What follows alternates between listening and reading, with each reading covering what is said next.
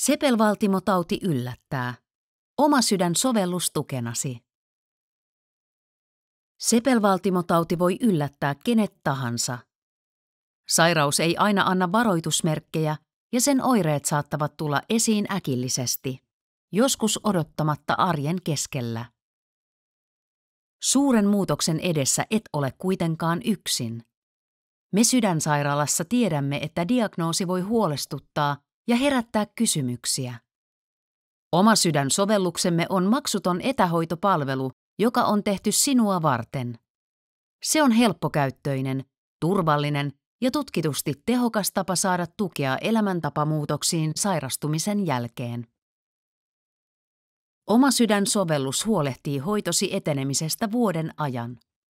Se muistuttaa tulevista laboratoriokäynneistä ja oirekyselyistä, jotka ovat tärkeä osa hoitoasi. Sovelluksen kautta voit lähettää viestejä mieltä askarruttavista asioista Sydänsairaalan asiantuntijoille.